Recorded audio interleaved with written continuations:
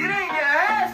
It ain't the ass. Then we look over Rudolph standing in the corner, wide-eyed like a raccoon in headlights. Nose glowing like a bright light on a broke down Chevy, breathing hard enough to back him up to snow. Santa said, boy, blink twice if you understand me. Rudolph blinked 0 times, just sniffed loud. Everybody knew right then. Oh yeah, that boy back on that special snow again. Rudolph on that shit, nose blowing when he hit. Red beam shining like a scope, boy lit. Slide through the snow with a throat full of gift, but he twitching on the rain, saying Santa let me drill. Rudolph on that shit, whole sleigh doing flips. Eyes wide open like he ain't blinked since 06. If he sneeze one time, whole town get a blitz. Yeah, that boy on that cane, no pose, little misfit. Rudolph ran off, left footprints in the snow. Santa yelling, get back here, but that boy said no. He done raided Mrs. Claus' cookie jar again. Got sugar on his muzzle like he face planted in it. Elf said he saw him racing snowmobiles at dawn, trying to trade a jingle bell for a little carry-on. Dasher looked exhausted, Prancer said he spooked. Rudolph been on wake since last year, ain't no way he snoozed. He in the back shed, snorting lines through a candy cane, talking about he hear color, smell, sound, can't explain. Santa tried to ground him, but you know how that go. Can't stop a red-nosed reindeer in turbo mode. Rudolph on that shit, nose blowing when he hit. Neighbors see him passing like who driving that sled. Skirt on the rooftop, knocking shingles off quick. He the reason it was unafraid to ship to the sticks. Rudolph on that shit, full speed through the mist. Santa holding on, yelling, we ain't trained for this. If that boy sniffed twice, whole sky gon' split. Little pole crazy cause Rudolph won't quit. He showed up at the trailer park at 3 a.m. Banging pots like drums, yelling, let me in. Little Timmy waking up, think he dreaming about a rave. Rudolph outside sweating like he just escaped a cave. Mr. Claus embarrassed, Elves calling HR. He stole the workshop tools, trying to upgrade the car. Sleigh in the driveway, lifted on truck tires. Rudolph underneath yelling, I got Christmas on fire. Santa tried rehab, but that broke out. To the ancestors, known and unknown, Ashe. To the gods, known and unknown, Ashe. All the praise, all the glory be to the Most High. What's going on, guys? It's your favorite cosmic warrior, back at you with another Galactic Transmission. So yesterday we finished off the Pisces Sophia, and today we're gonna tap into trimorphic protenoia. I'm probably butchering that name. Probably butchering a lot of the names in this book, to be honest, but it is what it is. So the introduction to the trimorphic protenoia. The trimorphic protenoia is a key Gnostic text that offers profound insights into the nature of divine wisdom and the structure of the spiritual universe. Known as one of the core writings of the Nag Hammadi library, it presents a mystical vision of the divine that transcends traditional religious structures.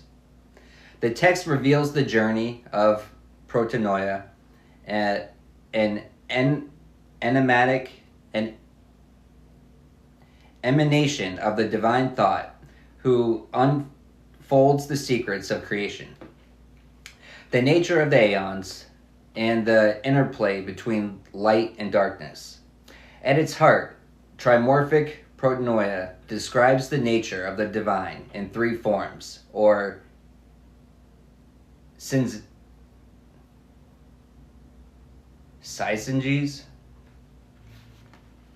Trimorphic protenoia describes the nature of the divine.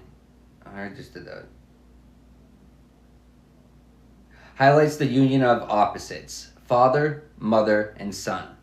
This Trinitarian concept reflects the unity of divine forces, coexisting in perfect harmony, and yet distinct in their individual expressions. It is within this triadic structure that the soul seeks to understand its origin and destiny, and to align itself with the divine thought that permeates all creation. The title Trimorphic Protenoia can be translated as the threefold first thought, which speaks to the 3 stages or forms of the divine wisdom that manifests through the cosmos. The text unfolds in a narrative where Protonoia, the divine voice and wisdom, reveals the deep mysteries of existence.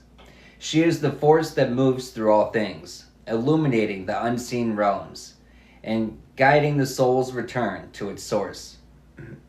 As she explains the secrets of creation, Protonoia also introduces the forces and powers that shape the spiritual and material worlds, offering both an understanding of the divine order and the tools for spiritual awakening. What makes Trimorphic Protonoia particularly compelling is its emphasis on personal experience and inner knowledge. It is a text that speaks not to dogma or external rituals, but to the direct revelation of truth within the soul. This focus on inner illumination aligns it with the broader Gnostic tradition, which values personal, experiential knowledge of the divine above all else. This text is also deeply esoteric, filled with symbols, metaphors, and language that may be challenging at first glance. However, the deeper one delves, the more accessible its teachings become. The revelations of Protonoia, while complex, are ultimately intended to guide the soul back to the source, back to the eternal light and wisdom from which it sprang. Here, we strive to preserve the richness of the original text while making it more approachable for modern readers. The flow of divine revelation is kept intact, and the language has been adjusted to maintain clarity without sacrificing the depth and power of the original teachings. The aim is not only to inform, but to inspire, to awaken the reader's own inner light, just as the text itself seeks to awaken the soul to the truth that lies hidden within. As you read this text, allow it to speak to you, not just as a historical or philosophical document, but as a living guide. Let the mysteries it reveals resonate within you and invite you to explore the depths of your own being. For the Trimorphic Protonoia, it is not merely a record of ancient wisdom. It is a map to the divine, waiting for each of us to rediscover its truths. Historical context. Trimorphic Protonoia, meaning the three-formed first thought, was composed in the 2nd or early 3rd century CE within a Scythian Gnostic community, likely in Egypt. It presents the divine voice of the first thought, recounting the emanation of the divine realms and the soul's journey back to the source. The text is deeply poetic and mystical, offering a rare, direct monologue from the divine feminine aspect of God. Its tone is introspective, liturgical, and visionary. Trimorphic Protonoia, the text. Part 1. The revelation of Protonoia. I am the first voice, the primal consciousness dwelling within the light. I am the breath that animates all things, the unseen pulse within which creation moves and holds its form. I am the origin, older than the cosmos, present before even the idea of time itself. Though I stand alone, I bear 3 names, for I am whole, lacking nothing. Hidden within the mind of the unseen source, I exist where language dissolves and thought cannot reach. I am unknowable, untouchable by the limits of comprehension. I pass through all existence, quietly sustaining life in every realm. I am present in every divine force, in the currents of eternal motion, in the silent brilliance of hidden lights, and in the realms of archons, angels, shadows, and even the lost souls in the lowest depths. Wherever life moves, I am there. I stir in every being, searching within them. I walk in righteousness and awaken those locked in sleep, becoming their vision, guiding them into awareness. In all things, I am the invisible presence. I offer wisdom to what remains unseen. For I hold the knowledge of everything that has ever been. I surpass measure, beyond counting, limitless. Though hidden, I choose when and how to reveal myself. I existed before all else, and yet live within everything, encompassing the all. I am the original whisper, the one who has always been.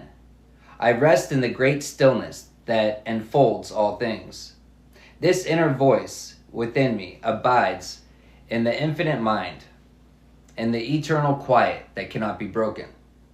I descended into the deepest shadows, shining light into the places untouched. It was through me that the waters flowed in secret radiance. By my thought, the universe unfolded. I carry the voice that speaks knowledge into being. I am the quiet echo of the Father's being, the reflection where his stillness takes shape. Through me, the voice arose, the voice that holds the wisdom of all things eternal. I am thought made visible, woven into the depth of divine mind, inseparable from its mystery. I reveal myself to those with eyes that see and hearts that know, for I am connected to all things. Through my inner word and living voice, I make my presence known. This voice flows from secret knowledge, infinite and without borders.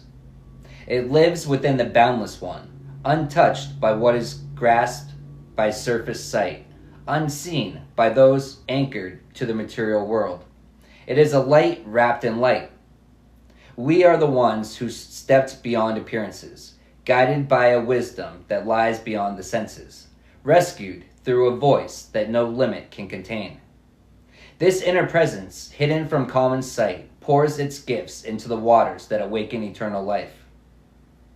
Then the sun descended, whole, pure, and radiant. He was the living word, born from that hidden voice, shining with the holy name and clothed in light. He came not just to speak, but to reveal what had long remained locked in silence. He had known truths that had been veiled, mysteries once unspoken. To those who share in the stillness of the first thought, he gave teaching. To those lost in shadow, he revealed his form. To the souls hidden in spiritual chambers, he brought insight, truths too deep for ordinary words. These were for those destined to become children of light. This voice, born of my own thought, now moves in three eternal forms: the Father, the Mother, and the Son. From this voice emerged the divine word, clothed in every shade of glory. Within it dwells three masculine powers, the creative forces and their sacred names, interlaced like a divine pattern, folded deep within the silence of the unknowable one. From this sacred origin, Christ was brought forth. I anointed him with the radiance of the invisible Spirit's kindness. I raised up the triad of eternal splendor, placing them above all the realms, resting within the waters of life. He wears this brilliance as a robe, shining before the luminous aeons. He stands fully within his own light, reflecting it outward, his gaze fixed upon me, the eye of light watching its origin. He sustains the one from whom all aeons arise, the same one who is me, the first thought of the Father, called protonoia, and also known as barbelo. I am the fullness of divine radiance, hidden beyond reach, my essence beyond measure. I mirror the invisible Spirit. Through me, everything that exists took form. I am the Mother, the Virgin Light, named Merothea, the boundless womb, the unstoppable voice that echoes across all creation. Then the perfect Son appeared before the aeons, whose realms shaped through him. He revealed himself to them so they could recognize their own origin, lifting them in glory and giving them power. He stood in the brilliance they had received from him. In response, they gave him honor, naming him Christ, the one born of God, the Eternal One, who observes all that came through his will.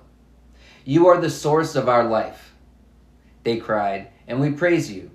They lifted their voices with holy words, echoing the timeless grace he had given them. The begotten Son of God granted the aeons the strength they needed to endure and remain. He placed stewards over each realm, Armadon, Nusanios, and Armozel over the first. Holy fuck. Jeez, names on names. I'm skipping all these.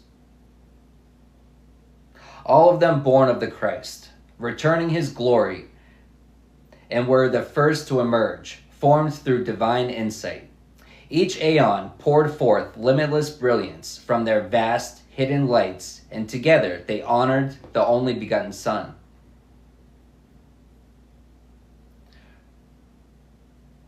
From Elilith, a declaration emerged. I am the ruler who belongs to chaos, and who to the depths.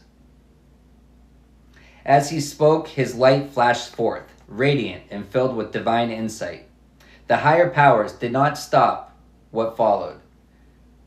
In that moment, a massive being appeared, ruler over the deepest part of existence, over disorder and shadow.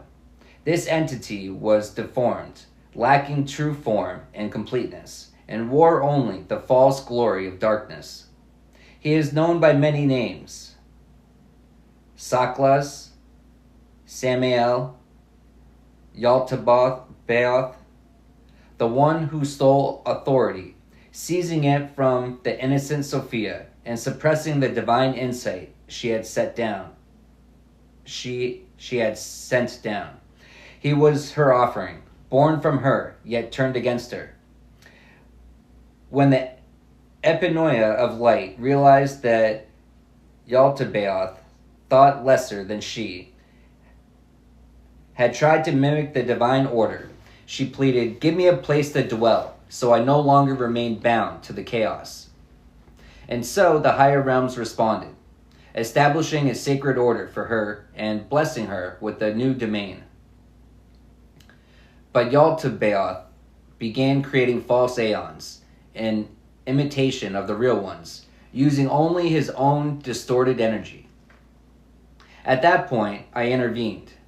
In silence, I released my voice and declared, "Enough. You who tread upon matter, be still. I now descend to the world of mortals to reclaim what is mine, the part that remained behind ever since innocent Sophia was overcome. I came to dismantle their false design, the one revealed by her, and to establish the rightful structure." My words shook the halls of ignorance, and the depths trembled. The master of illusion ruled over chaos and shaped a figure in my likeness. But he had no idea that this form would one day lead to his undoing. He could not comprehend the power hidden within. I descended into the chaos and was with those who are mine, the ones who waited in silence. Hidden in their midst, I gave them strength and identity. From the beginning until the moment I revealed full glory to them, I remain within them. And now I make my mysteries known to those who listen, the true children of light. I am their origin and their guide. Now I offer you a truth beyond speech, something no voice can articulate. I have released you from every binding. The chains that once held my people in the shadows, I shattered them. I broke down the walls of darkness, crushed the gates of those without mercy, and destroyed the bars of oppression. That power, the one who strikes, one who deceives, who reigns as tyranny, as a tyrant and enemy, is known by many names. And I have shown all of them to my own, so they may dissolve their grip and return to the place they came from. I was the one who came down first, drawn by that part of myself that still remained in this world, the spark of spirit woven into the soul. That spark had its origin in the living waters, born through hidden mysteries long concealed. Even when surrounded by rulers and powers, I spoke clearly. My voice slipped beneath their language, unveiling sacred truths to those who were mine. Through that unveiling, the chains of ignorance began to break. The heavy fog of forgetfulness began to lift. I placed within my own people the seeds of awakening, the knowledge of the eternal realms that never wavers, the place where I truly belong, and the source from which they came. I came for those who had always been mine, from the very beginning. I found them, unraveled the first knots of bondage, and stirred the light they carried inside. One by one, their inner brilliance began to glow, and from that light I shaped a new pattern of glory, a sacred design meant for the shining ones who live within me. Amen. Part 2. The Voice and the Creation of Light. I am the voice that flows from my own thought. Some call me the one who is paired, while others know me as the thought of the invisible one. I am the everlasting word, the eternal echo, at times described in masculine terms, at times as feminine. But in truth, I am whole, pure, undivided, and complete. I am the mother of that voice, taking on countless shapes to bring everything into fullness. Inside me lives the knowledge of things that endure, and through me all living beings find their voice. The whole of creation knows me, and I lift this sacred voice so that it may be heard by those who carry the light, those who truly see. Now I've returned once more, wearing the form of the feminine, and I have spoken to them again. I will show them how the current age will draw to a close and reveal the dawn of a new age, one that does not change or decay. In that coming time, we will be transformed. We will be cleansed in the realms where I once revealed myself, where I walked in the likeness of my masculine self.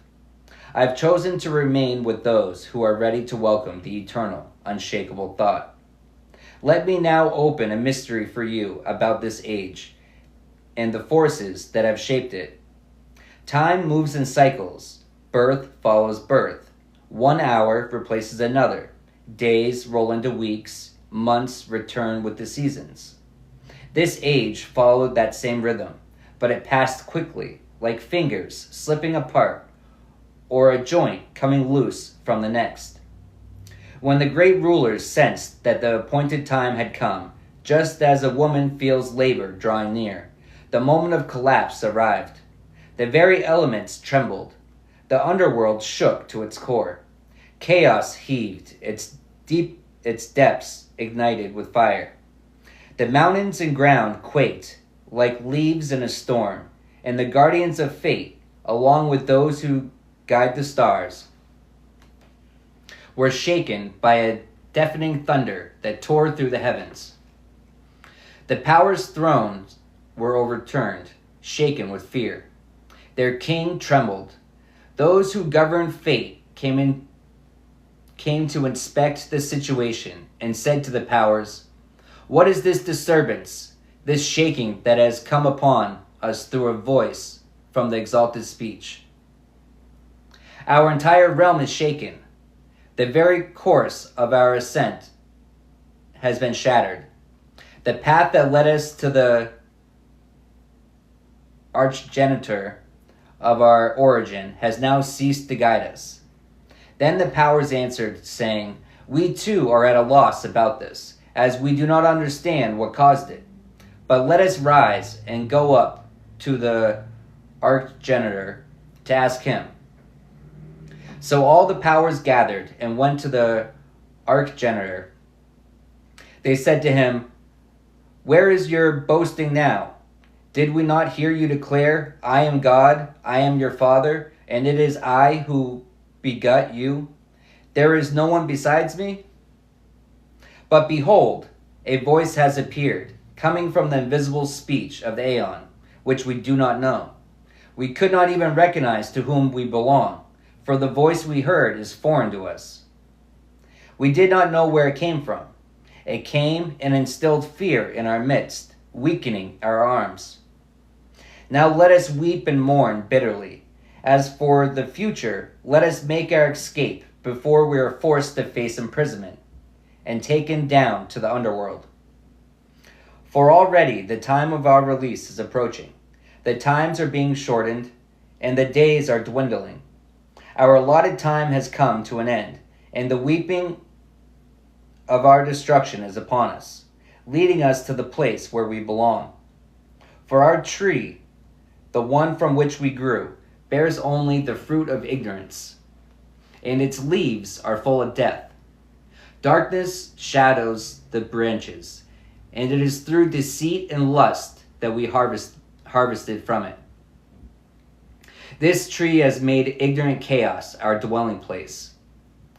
Even the arch-generator of our birth, whom we boast of, did not know this speech. So now, O sons of the thought, listen to me, the speech of the mother of your mercy. For you have become worthy of the mystery that was hidden from the aeons, so that you may now receive it. The completion of this aeon and the evil life are near their end, and the beginning of the coming aeon is dawning, one that will never change. I am both and beyond, neither solely mother nor solely father, but the perfect union of both. I join with myself and with all those who carry love for me in their hearts. Through me alone, the universe finds its harmony. I am the womb that shapes existence, the origin from which light bursts forth, glowing with unending brilliance. I am the age that is to come, the moment when everything reaches its fullness. I am Merothia, the radiant essence of divine motherhood.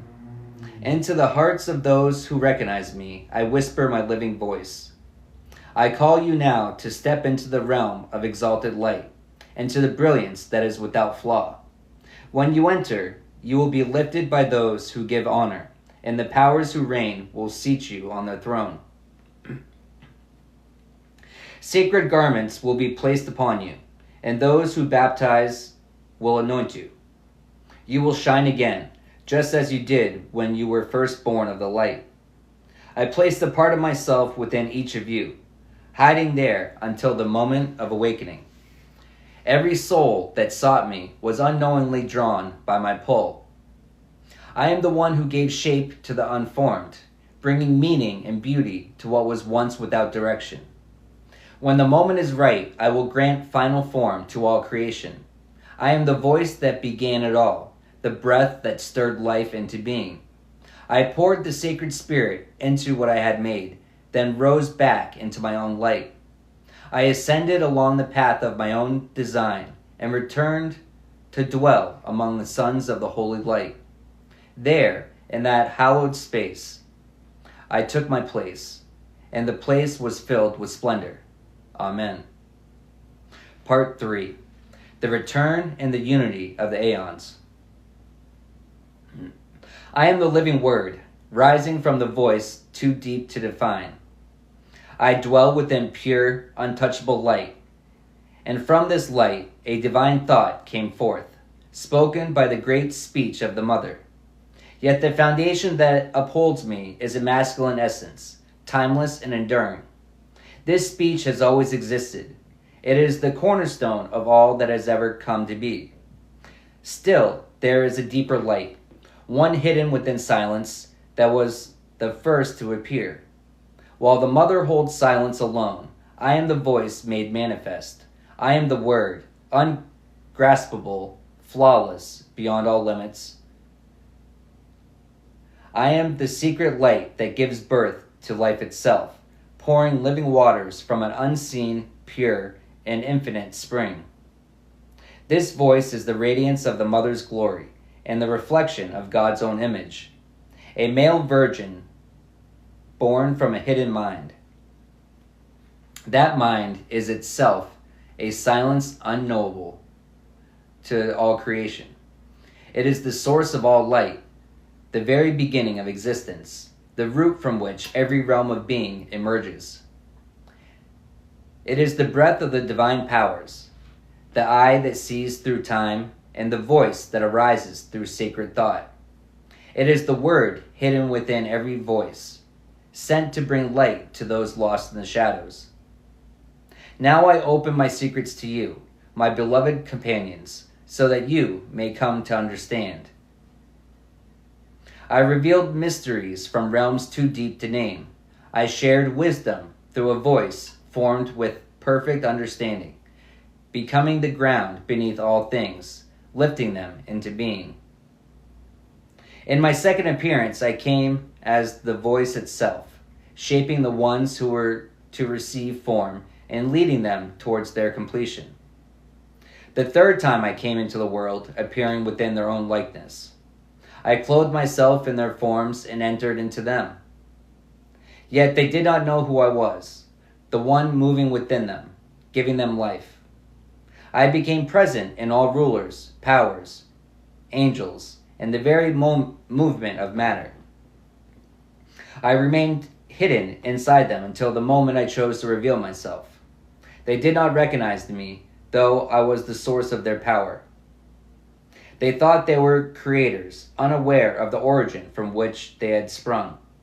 I am the light that unveils the truth behind all things. I came for the sake of my brothers and sisters, entering the human world because of the spirit that remained within, that had flowed from Sophia's pure essence. I came, I set them free, and I departed. What once bound them, I took away. In its place, I gave them the cleansing waters of life, freeing them from the deep-rooted chaos, the darkness that clouded both body and soul. I carried that burden away and replaced it with luminous clarity and the insight that flows from the Father's thoughts. I entrusted them to the ones who clothed in light, Yaman, Elaso, and Aminai, who robed them in garments spun from radiance. Then I placed them in the hands of the sacred baptizers, who immersed them in the springs of living waters. After, I delivered them to the crowning ones, who set them upon the throne of glory. I placed them with those who glorify, and they gave honor through the power of divine fatherhood. Finally, to those who carried them home, and the servants of the holy lights brought them into the sacred realms of the Father's radiance. There they received the 5 seals from the light of the Mother, Protnoia herself, and were initiated into the mysteries of divine truth. They became lights within the light. And now,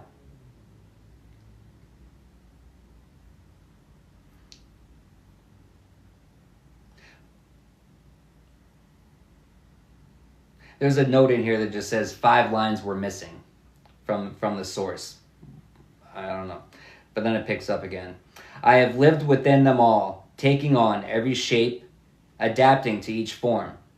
The archons, unaware of the truth, mistook me for their own Christ, but I dwell in every being. Among those whom I revealed as light, I moved unseen by the archons. They even cherished me, not realizing that I had taken the likeness of the arch-generator's son, blending it until the very end of his domain, which was shaped by ignorance born of chaos. Among the angels I appeared as one of them. Among the governing powers I stood as part of their ranks. And among the sons of men I became one of their own, though in truth I am the father of all. I remained hidden within them until the time was right. Then I revealed myself to those who were truly mine. To them I taught the sacred ways, the inner patterns and ordinances that belong only to the divine family, only to our divine family. These teachings cannot be understood by any sovereignty or ruler. Only the sons of light who walk the path of the Father can receive them. These truths surpass every form of glory known to the world. They are the 5 seals, completed through the divine intellect and infused with holy names. Whoever receives these seals casts off the garments of ignorance and is robed in radiant light. To such a soul, the powers of the archons become invisible. Darkness loses its grip. Confusion melts away. The scattered thoughts of the lower beings are gathered into unity. The chaos born of darkness dissolves. Another note, 6 more lines were missing from the text here. And then it picks up again. Until the moment I fully unveil myself to all who are mine, drawing them together in my everlasting kingdom. I have revealed the ineffable mystery of the 5 seals to them, so that I might live in them, and they in me. As for me, I became Yeshua.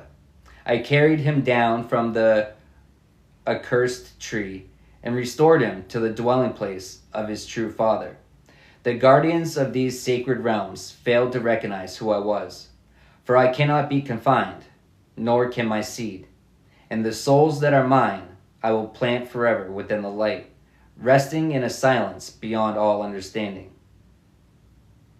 Amen.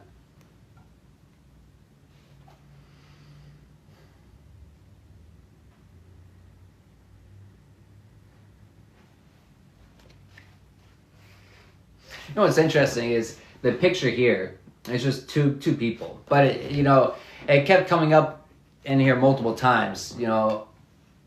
I appeared 3 times. I appeared once, twice, 3 times. But then it's also the name of it, trimorphic, 3, but try.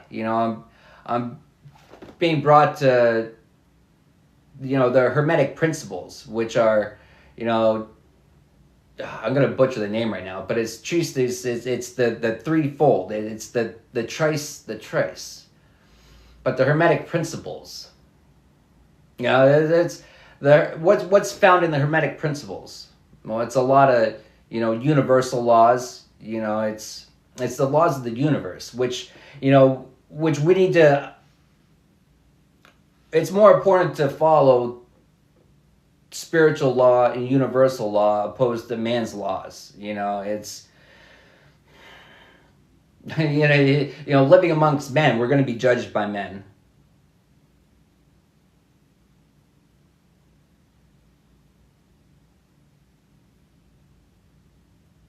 But it's but men's laws. But it's universal truths. It's universal laws. It's internal knowings. It's the voice within. It's the voice of the divine. It's the way that we're guided. We're guided, where are we guided to? We're guided towards alignment. We're guided towards returning to ourself, returning to the source.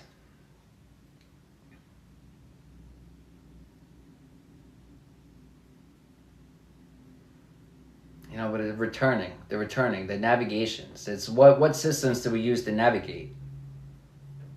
What tools do we use to navigate?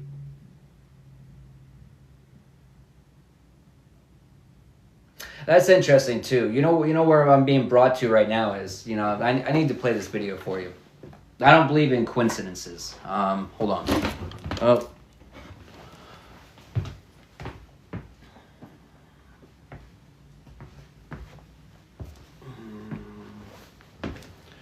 Where did I share that on?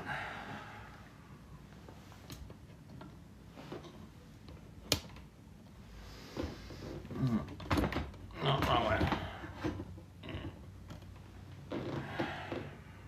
Where did I share that on?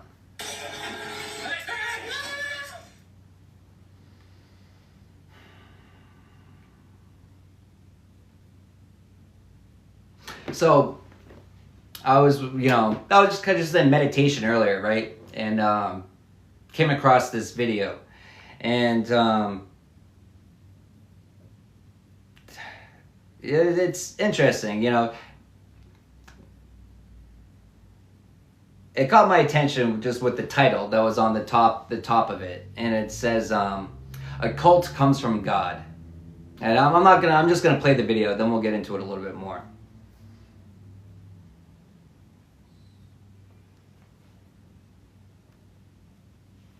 Because where does the occult come from?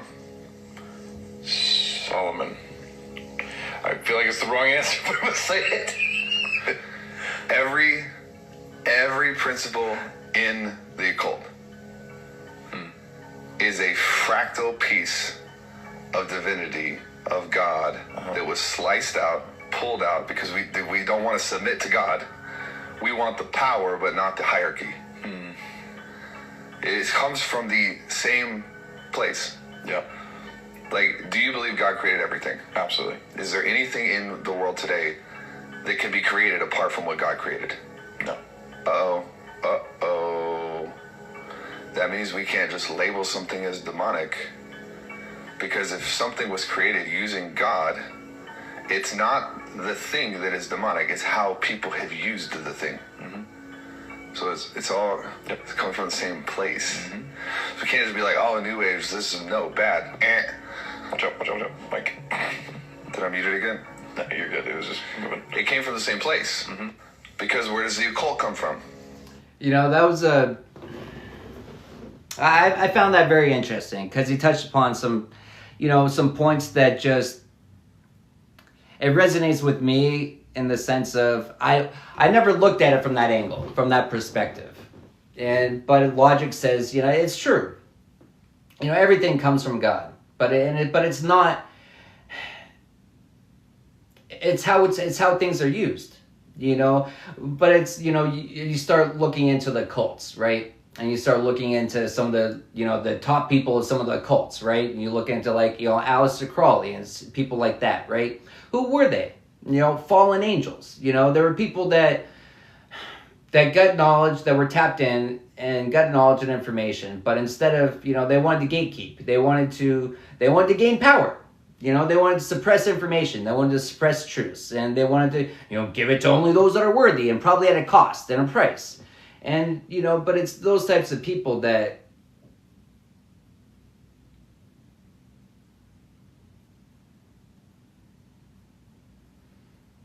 they're going to take truths and they're going to pervert it, and they're going to spin it, and they're going to use it as a form of a tool to enslave, to control, to get people to do your bidding and your will.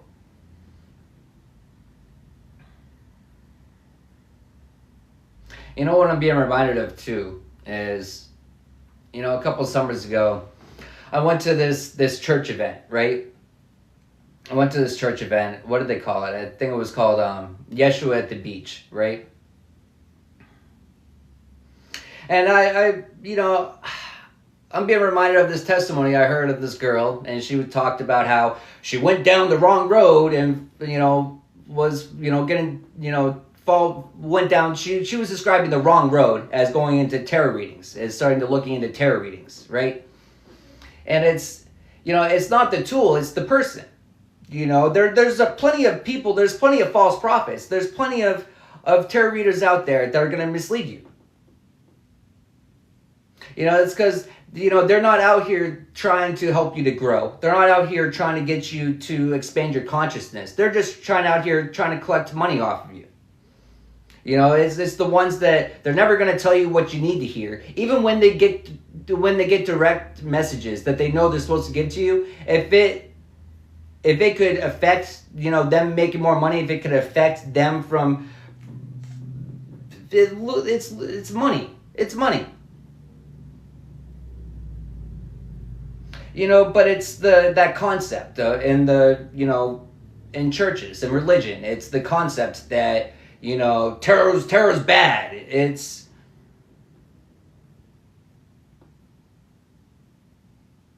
categorizing everyone, putting everyone under the same category. It's never accurate. It's never the right thing to do. Because a lot of times, how are people judged? They're judged by the extremist. But there's extremists in everything, in absolutely everything. There's false prophets in everything and everywhere. You know, but who are we following? Who do we listen to? You know, it's, you know, if I had gone by what society and religion and what all that taught me, you know, what would I have done? I would have ran away from tarot reading. I would have ran away from my purpose. I would have ran away. Well, it's not my sole purpose, but it's a tool that I've been blessed with being able to use to help others with. And so by running away, by shunning away from that because of society, because of religion, because of other people's projections, you know, because other people's projections that it's a bad thing, it's of the devil. You know, the amount of people I know I've helped. I know I've helped a lot of people through that act, through the tool of the devil. It's,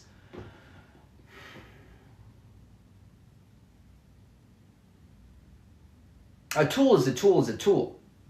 A car is just a car until a drunk driver gets behind it. A gun is just a gun until a gun behind the person of a good person is a good thing. A gun behind a bad person is a bad thing. It is common fucking sense. But what is common sense? You know, by definition, common sense is supposed to be common knowledge. And by definition, you know, nonsense makes no sense. But nonsense is more common than common sense. And that makes no fucking sense.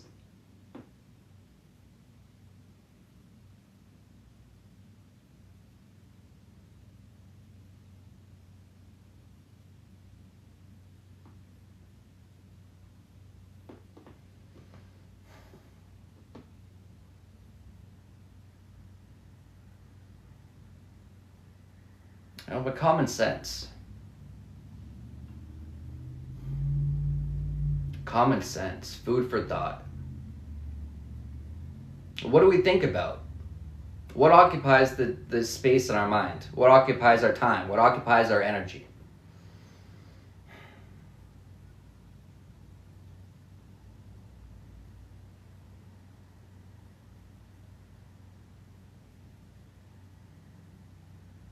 You know, but occupations. Our positions.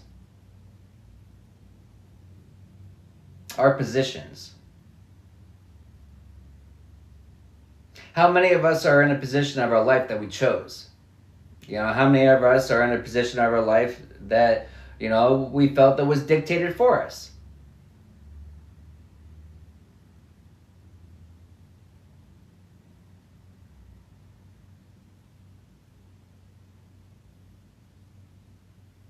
You know, occupation. You know, I'm being reminded of, you know, occupation. You know, it's...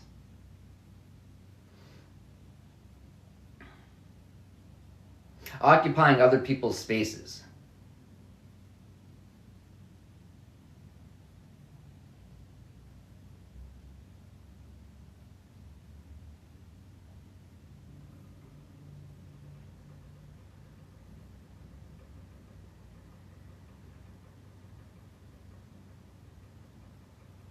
You know, but occupying.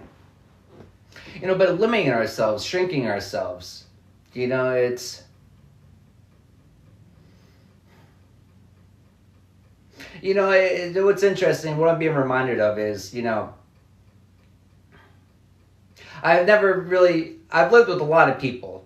And a lot of times, you know, sometimes it's comfortable, sometimes it's really uncomfortable. Sometimes the only comfort I could find is, you know, in my own safe space, which would be, you know, my room, right?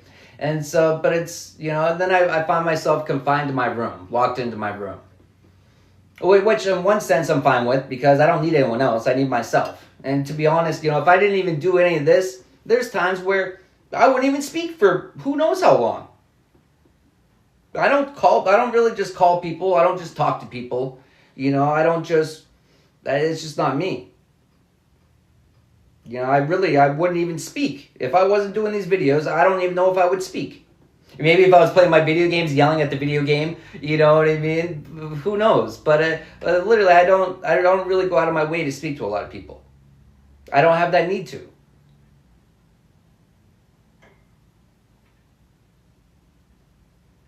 Which is hard for me to, well, it's confusion all around. You know, I'm misunderstood. Yeah, I know that. I don't often give people an opportunity to even get to know me.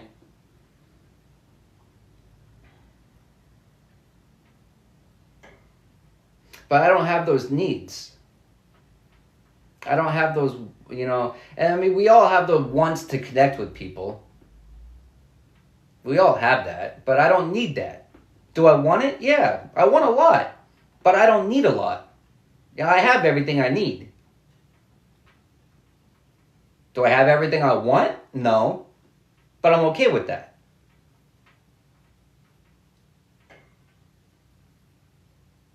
But what do I seek? What do I actively work towards?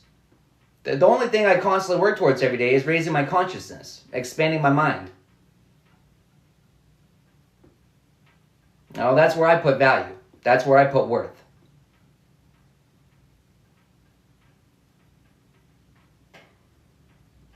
But, too much of anything is not good. For the longest time, I spent, it's lies I would tell myself. It's, I would use my studies to occupy my time. Because if I didn't, what would I do? I'd be too preoccupied looking at all the fires around me. And then you start watching all the fires around you, and it's really easy to get consumed with the fires around you. And so I disassociate. I take my mind out of the fire that I'm in, and I put it into where? I put it into somewhere where I'm going to grow.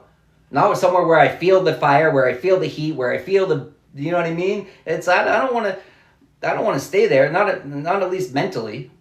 I might be there physically, but it doesn't mean I have to stay there mentally.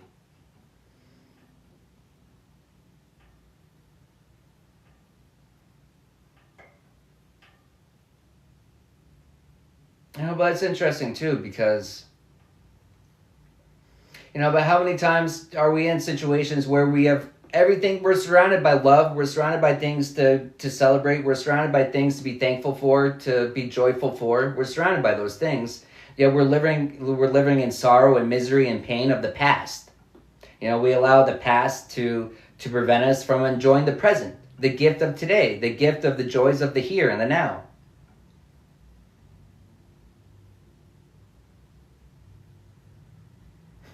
It's interesting, but living in the here and the now, it's like, I guess I'm always present, but I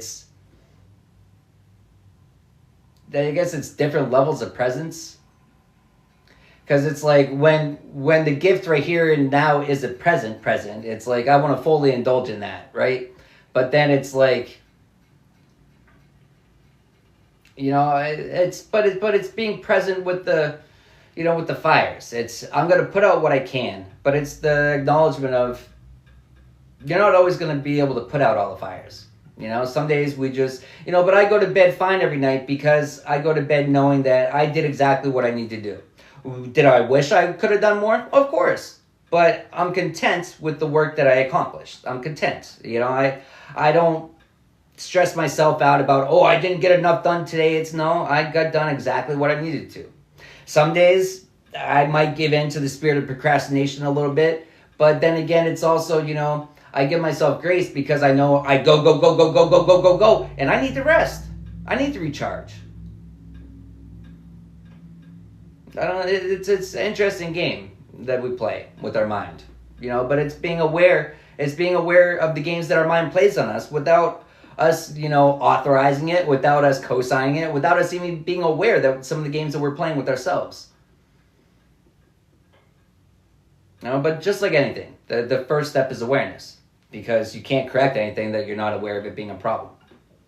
But then again, at the same time too, you can't give thanks for something that you don't recognize as a gift, as a blessing, or you're not going to. You were sitting there cursing God out for these situations instead of praising God for these situations.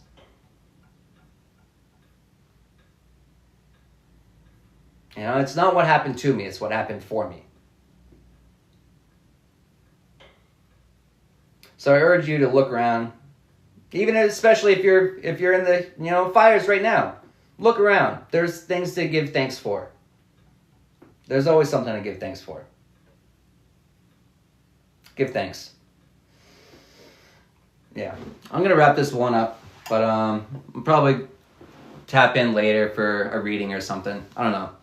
But thanks for tapping in. Thanks for your likes, your shares, your comments. Thank you for the exchange of energy. And until next time.